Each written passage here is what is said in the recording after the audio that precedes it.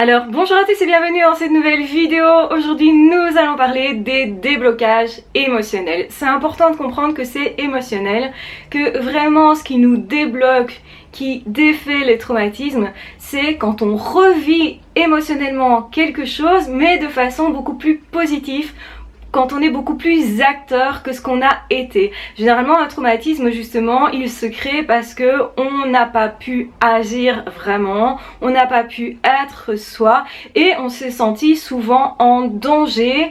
Donc souvent il y a une mort psychique ou physique imaginée qui va rentrer en ligne de compte. Donc ça peut être réel, ça peut être imaginaire bien entendu, mais certainement au niveau intérieur, c'est pour ça que je dis imaginer, on a vraiment été en danger, on l'a vécu comme un danger, c'est ça que je veux dire émotionnellement. Donc ce qu'on vit émotionnellement est hyper important, c'est rarement en réalité les événements de l'extérieur qui créent ce que nous ressentons, c'est nous-mêmes en interaction avec ces événements qui allons créer quelque chose, qui allons créer notre histoire, qui allons vivre quelque chose. Donc on est toujours une partie intégrante aux événements. Ça c'est une chose qu'il faut bien comprendre. Parce que souvent on se sent impuissant et on croit qu'on ne peut pas agir sur notre futur et sur notre présent. Donc effectivement, quand on a un souci quelque part, qu'on le détecte, c'est déjà une première chose, c'est déjà très bien de vouloir travailler sur soi. C'est vraiment déjà exceptionnel même, parce qu'il y a beaucoup de personnes qui vont nier les problèmes plutôt que d'essayer de les affronter ou de les comprendre. Donc beaucoup de personnes essayent justement de les comprendre, vont chercher des infos et vont essayer intellectuellement de comprendre les choses. Et l'analyse est bonne, l'analyse permet de structurer son passé, les événements, de les relire et on est tout le temps en train de se réinventer à ce niveau-là. Donc on se raconte tout le temps notre propre histoire en réalité et en fonction de ce qu'on a vécu récemment ou pas, ça peut se modifier. Donc on va relire notre passé ou s'en souvenir différemment avec un autre point de vue en réalité. Donc c'est pas tellement les événements en tant que tels qui vont jouer, mais la manière dont on se parle par rapport à ces événements, la manière dont on en parle aux autres peut être significative. Et c'est ça aussi que les psys écoutent quand ils vous écoutent, ils écoutent comment est-ce que tu as vécu ça et comment maintenant tu en parles. Donc comment est-ce que maintenant tu parles de cet événement qui est passé, qui est fini. Et justement, souvent quand on va voir une psy ou un psy, c'est souvent parce que finalement on n'est pas ok avec ce qui s'est passé et que ce qu'on en dit actuellement n'est pas porteur, n'est pas positif, nous empêche de quelque chose, nous bloque. On a ce sentiment où on veut justement se garantir une plus grande liberté dans l'avenir, où on veut se transformer tout simplement. Et dans ce cas-là, bien sûr qu'il va falloir mettre en place des nouvelles habitudes au niveau de nos pensées, mais aussi au niveau de ce qu'on va ressentir. Et ça, c'est plus compliqué, justement. Donc ça demande du temps, ça demande de la patience. Réinstaller quelque chose de nouveau, alors qu'on a fonctionné pendant des années autrement, bien, ça va de soi que ça demande de la patience, mais pourtant, la plupart des gens, ils veulent un changement comme ça, immédiat. Ce qui n'est pas vraiment possible. Il y a des prises de conscience qui vont être immédiates, qui vont créer un changement, une scission. Mais vraiment installer une nouvelle habitude, se reconstruire, se façonner différemment, c'est toute une histoire qu'on réinvente, on se recrée si vous voulez. Et donc c'est hyper riche, mais en même temps les résultats on ne les a pas tout de suite. Donc ça veut dire qu'émotionnellement on est très impacté par ce qu'on vit. Et quand justement il y a des émotions fortes, souvent liées à un état d'insécurité, d'une peur assez intense, une angoisse intense de mort psychique et ou physique, à ce moment-là, généralement, il faut revivre émotionnellement la chose, mais différemment, en ayant un autre point de vue, en étant accompagné, sécurisé, en étant dans un autre état d'esprit, en comprenant, mais émotionnellement, qu'on peut vivre ça de façon beaucoup plus paisible. Et c'est pourquoi certaines personnes pratiquent l'hypnose, c'est pourquoi certaines personnes vont vous faire revivre des événements qui ont été cristallisés. Donc c'est les émotions qui ont été cristallisées. L'événement il est fini depuis longtemps, les personnes ne sont plus là, etc. Malgré tout, on est impacté par ce qu'on lit de notre histoire. Donc ce qui est important, c'est comprendre aussi qu'on peut changer ça. parce que ça fait partie de nous, de notre regard, de notre vision et de ce qu'on pense de ça. Et les pensées, ça se travaille et ça peut se changer. Modifier sur soi le point de vue va pouvoir effectivement vous faire progresser. Mais c'est vraiment l'émotionnel, le vivre différemment, qui va vous libérer et qui va vous donner plein d'autres possibilités. Généralement, tant qu'on n'a pas travaillé sur un événement traumatisant, on reste cristallisé dans un comportement. Donc dès que quelque chose ressemble à cet événement-là, ça réactive nos peurs, nos angoisses, on se sent très mal et tout ça, et on a tendance à avoir le même comportement systématiquement qui se présente comme un automatisme. Une fois qu'on a pris conscience de ça, qu'il y avait ça qui se passait, et bien ensuite on peut travailler dessus, donc on va essayer de comprendre, et puis après seulement on va revivre éventuellement émotionnellement de façon assez sécurisée. Donc ça veut dire aussi qu'il y a toute une histoire de vie, donc en fonction de nouveaux événements de notre vie, on pourrait être plus apte à affronter justement ce qui nous a traumatisé dans le passé. Donc tout ce qui est émotionnel est hyper important et les personnes coupées de leurs émotions ratent une grosse partie de la vie parce que finalement il vaut mieux avoir des émotions, être en contact avec ces émotions que plutôt comprendre les choses. Être intelligent ne rend pas heureux. En réalité, ce qui rend heureux, ce sont nos émotions et pas notre intelligence. Mais l'intelligence, elle peut être porteuse. En fait, une fois que vous comprenez comment vous pouvez procéder pour être plus heureux, ça peut être porteur. Donc, être intelligent ou pas ne va pas garantir votre bonheur. C'est pas parce que vous êtes très intelligent que vous serez malheureux, comme certains ont tendance à le dire ou à le penser. En tout cas, il y a une idée comme ça qui circule, qui est fausse. Et c'est pas non plus parce que vous n'êtes pas intelligent que vous ne serez pas heureux. C'est votre émotionnel qui va faire que vous serez heureux ou non. Et par contre, votre intelligence pourrait vous permettre de vous amener au bonheur, de comprendre des mécanismes, de travailler sur votre émotionnel justement. Et le problème de certaines personnes très intelligentes, c'est qu'elles sont tellement dans la réflexion qu'elles se coupent de leur corps et de leurs émotions.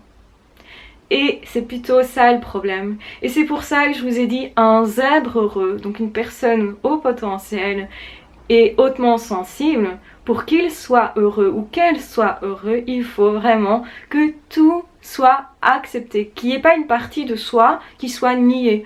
On a besoin intellectuellement de connaître des choses, et bien ce besoin doit être satisfait puisque c'est un besoin qui est là. On a besoin de vivre des choses émotionnellement, et bien ce besoin doit être satisfait en acceptant l'émotionnel, par exemple. Donc il y a aussi le corps doit être respecté puisqu'il nous permet de nous rattacher aussi à nous-mêmes. Et donc c'est important de connaître sa boussole intérieure et de s'écouter et de s'accepter et d'accepter de vivre toutes les émotions. De pas justement s'empêcher certaines choses ou d'empêcher le retour dans son esprit de certains événements. Parce que s'empêcher de penser à quelque chose, ça met une pression sur ce quelque chose, et ce quelque chose-là, forcément, à un moment donné, il y a des événements qui vont nous y faire penser, ou des personnes, ou des conversations, enfin bref, vous aurez toujours du coup une certaine pression là-dessus, et tant que vous mettez de l'énergie pour éviter le retour dans l'esprit de quelque chose, eh bien forcément, vous ne serez pas aussi heureux que quelqu'un qui n'a pas à faire ça, qui ne perd pas d'énergie là-dedans, qui va être en fait beaucoup plus cool. Et on le sait, quand on est plus cool, plus détendu, on a tendance à être plus heureux. C'est assez simple pourtant comme mécanisme et peu de personnes en ont conscience. Donc vous l'expliquer, j'espère, va vous autoriser à être en contact avec vos émotions. Mais c'est à vous à vous autoriser. Il y a beaucoup de personnes qui vont dire: ah mais non, moi l'émotionnel ça m'intéresse pas, justement parce que je suis très sensible. Donc c'est pas des personnes qui n'ont pas d'émotion, c'est des personnes qui vont refuser cette partie-là pour X raisons, et ça peut être justement dû à une enfance difficile, à un passé difficile, à une période de deuil éventuelle où on évite justement d'être dans la souffrance, où on évite certaines choses en croyant que c'est meilleur pour nous.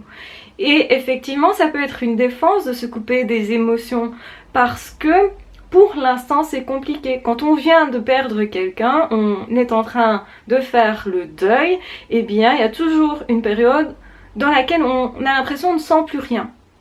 Et en fait c'est un mécanisme de défense tout à fait normal. Donc être conscient de ça permet normalement de mieux vivre la chose, de pas se le reprocher déjà, et de se dire ok, mes émotions elles sont quand même là, elles sont quand même derrière, et je sais qu'elles vont revenir, donc quelque part je m'y apprête, et quelque part je vais les autoriser plus vite, ce qui va me faire aller plus vite dans le mécanisme du deuil. Donc autrement dit, je vais plus vite avancer dans le déroulement du deuil, moins rester bloqué dans des souffrances justement, parce que plus vous allez refuser quelque chose, moins, si vous voulez, vous regardez en face, et plus ça va prendre du temps, et donc ça va revenir plusieurs fois avec de la douleur. Et c'est pour ça que c'est mieux d'éviter ça et de prendre les choses vraiment pas de front non plus, hein, parce qu'à ce moment-là, certainement, le psychisme n'en est pas capable, et c'est pour ça qu'il y a des mécanismes de défense. Donc dans tous les cas, les mécanismes de défense, c'est mieux de les comprendre, de les accepter, d'essayer aussi de faire avec, mais surtout pas de se dire je vais les défaire absolument, moi je ne veux pas de ça, etc. Ne vous croyez pas plus fort que votre psychisme, parce que en fait il est déjà très bien fait. C'est comme votre corps, normalement il est très bien fait et il sait déjà gérer plein de choses, donc faites-vous confiance aussi, vous en serez d'autant plus zen, et vous allez voir que eh bien tout ce qui sera vécu ensuite émotionnellement le sera certainement différemment, du fait d'avoir vécu un deuil, du fait justement d'être parvenu à relire différemment cette histoire de perte que vous vous êtes racontée. Au début justement on se dit je pourrais jamais faire sans, c'est le pire qui puisse m'arriver, etc. Et c'est pour ça qu'on est très triste, parce qu'on a cette impression de manque absolu, et parce que à un moment donné on lit ça de façon très noire, très négative. Et ça fait partie de notre histoire, donc il n'y a pas à juger quoi que ce soit. Mais un jour peut-être vous allez relire ça en vous disant eh bien si je n'avais pas vécu ce deuil, je n'aurais pas vécu telle ou telle amitié derrière, essayer d'avoir plus de relationnel, essayer justement d'être plus en accord avec moi-même, parce que justement j'ai pris de front tout ce qui était émotionnel, donc je me suis mieux acceptée, ou j'ai décidé de vivre à un autre endroit autrement, etc. Donc tout ça, effectivement, ça nous fait prendre des décisions, généralement des grandes décisions, et des décisions qui peuvent être porteuses, et c'est ce que je vous encourage à faire. Cherchez toujours le cadeau derrière tout ce que vous vivez, et particulièrement quand c'est difficile. Donc voilà, j'espère que cette vidéo vous aura aidé. En tout cas, je suis en train de me marier parce que de l'autre côté de la caméra, vous ne voyez pas ça, mais j'ai deux espèces de carpettes, hein, de chats en gros, qui ne font absolument rien alors que moi je bosse.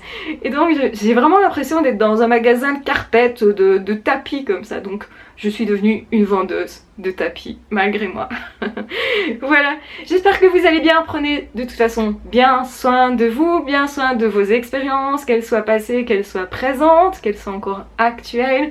N'ayez aucune honte de vos émotions. Et particulièrement pour les messieurs, parce qu'il y a beaucoup d'hommes qui pensent que ce n'est pas être un homme que d'avoir beaucoup d'émotions, d'avoir beaucoup de sentiments. Moi je vais vous dire, c'est l'inverse. On est pleinement humain, qu'on soit homme ou femme, quand on accepte chaque partie de soi. Comprenez simplement que ça vous rend plus humain, plus complet et certainement plus heureux.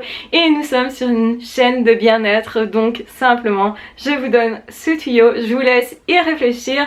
J'espère que vous allez bien, prenez bien soin de vous, et de toute façon on se retrouve très vite dans d'autres audios ou dans d'autres vidéos. Ah, ciao, bye bye.